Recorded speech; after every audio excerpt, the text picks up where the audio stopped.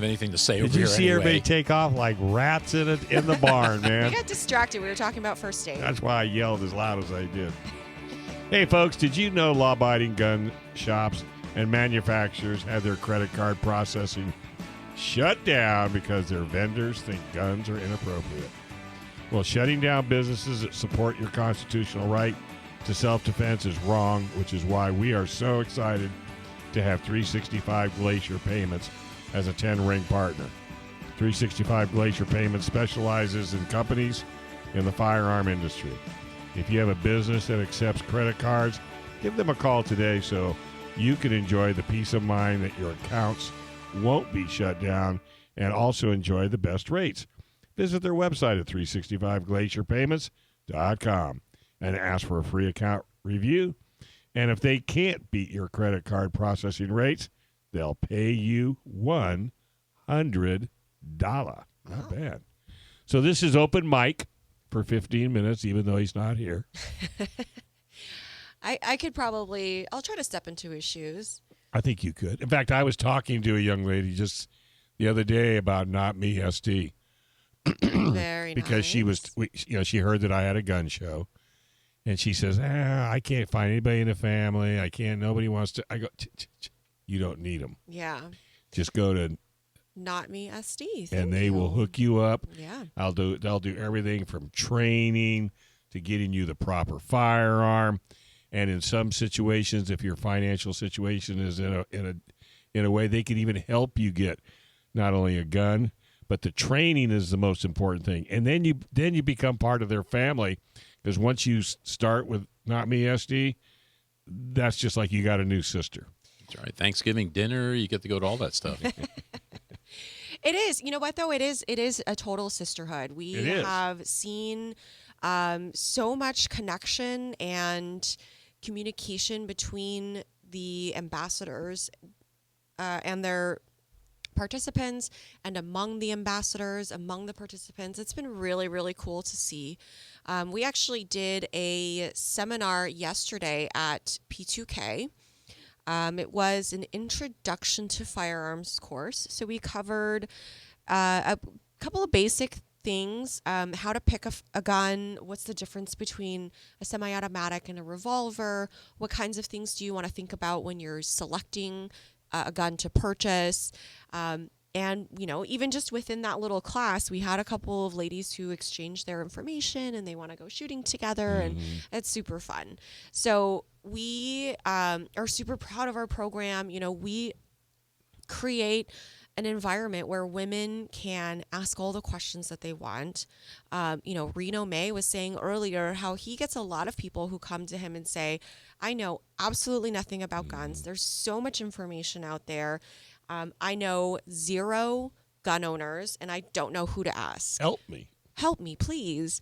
And so we have these other women who are experienced gun owners who have gone through the experience of purchasing and selecting a firearm, getting training that is appropriate for where they are in their journey, and most of them also have their CCW. So these ambassadors are able to really help these other women feel comfortable with making sure that they're asking the right kinds of questions, making sure they have, at least semi-verified information, not just some random link on YouTube or Google, because there's a lot of great information out there, but there's also a lot of bad information.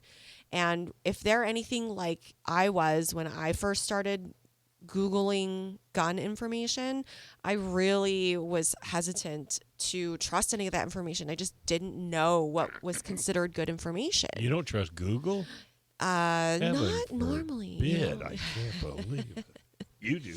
Oh, I believe every word of it. I know you do. Well, I think the people that I've talked to that have been in the program, it was life-changing.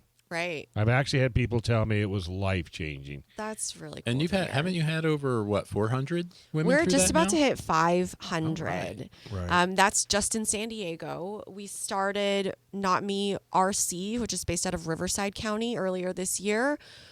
We also started Not Me OC this past summer, so we're chugging along. San Bernardino, too, right? San Bernardino's coming along. Okay. We're working on it. But, we're starting to create a community between all of these women. We're doing a lot of more outreach at, other women-specific events. And the reason you're saying it's coming along, folks, in case you're wondering why there's a little bit of hesitancy, you have to have the right people running these programs. You can't just have anybody willy-nilly that wants to come in and do this. They got to have that same kind of mission statement that we have here in San Diego, NotMeSD. Is that kind of a fair statement? That's a very good point. The people who help make this program possible are, they're the backbone of the program. So we need to have the right people in place to be able to promote this program. The other thing is, if you're in San Bernardino, you can definitely reach out to our Riverside program. If you're in LA, you can reach out to our Orange County program. What will probably happen is that we'll definitely assign you to somebody. They will help you through the process. They'll give you all the referrals that you would normally get if you were part of the program. The only caveat is that most of those resources that you will be referred to are going to be probably located in the county in which the program is based. Right. So if you're in LA, you might get referrals for people for gun shops or trainers or information that's located out of Orange County. The same thing applies to Riverside and San Bernardino. But there's so much overlap. A lot of the ladies who are really active in Riverside are also spending a lot of time in San Bernardino. Sure. Same thing with Orange County and LA. So there's still a lot of help that we can offer. But, obviously a lot of the information is going to be based out of the home base of that program. Sounds great. Yeah. So what's Super enough? Cool. So, thanks for bringing that up. So the Enough ordinance is a law that's being proposed by the San Diego City Council. And I can't remember exactly what Enough stands for, but it's something about ending non-serialized firearms. So it's their ghost gun ban. Ah, okay. This now, just to let everybody know, they're doing the final vote on this ordinance on September 14th. That's this coming Tuesday. This already has gone to vote last month. In San Diego, they always do 2 readings of the ordinance to give ample opportunity for the citizens of the city of San Diego to voice their opinions about what they think about this ordinance. So the idea is that they're going to take 80% products, which are totally legal everywhere else in the country. They're saying that you're not allowed to possess, own, sell, or transfer 80% kits. So as some of you know, there is a legal process for you to purchase an 80% kit and manufacture a firearm at your home. And then once you manufacture it, you would actually register it with the DOJ. And basically this ordinance is saying you can't purchase it without a serial number. You have to get the serial number first. That's not the way it works in California. You have to manufacture it and then get a serial number. So they're basically putting the chicken or the egg before the cart in front of the before horse. the horse, all Yeah. of those fun Acronyms, things. yeah. And they're making it impossible for you to own An an 80%. 80%.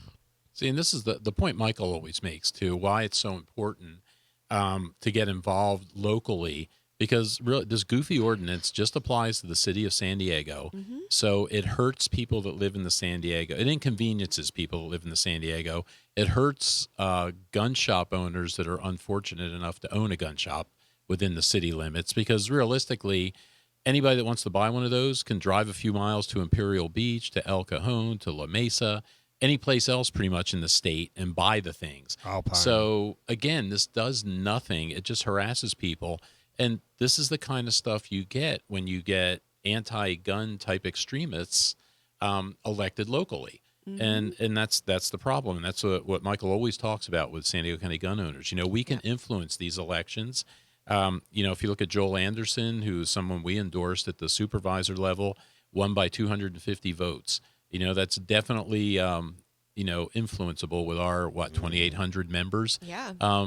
Dustin Trotter won by 5 votes. Yes. And they asked what I for was a gonna bring up. recount, and he still won by 5 votes. He did. But again, local elections, you can influence that way. And this is the kind of goofiness that you stop, if you can keep these people out of office locally. Absolutely. And these are the kinds of people who are going to go to the state level or go to the federal level. These elected officials, they start at the city council level pretty much, most of them. And for us to be able to influence politics at the local level before they get to state or federal level, that's super important, because not just the elected officials are going to move on to higher office, but these ordinances move on to higher office, so to speak. There's a lot of other cities and states that look at what we're doing here in San Diego County, and they want to copy it.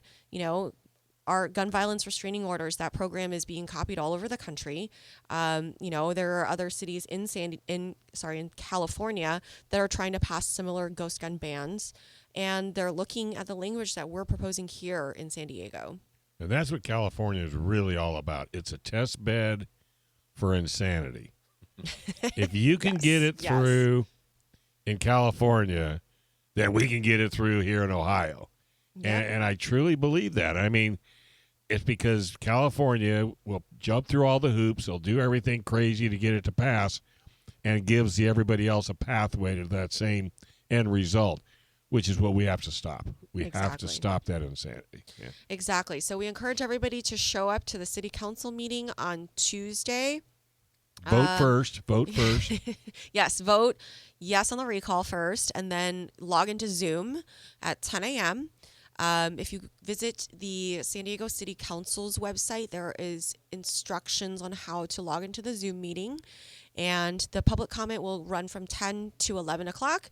They will take a recess to do closed session and lunch, and then I think they resume at 2 o'clock. So if you could set aside 10 to 11 and then 2 p.m. to whenever, they're going to be taking public comment on this ordinance. Cool. Got to get involved, folks. Don't just say, well, I got to cut my grass. No.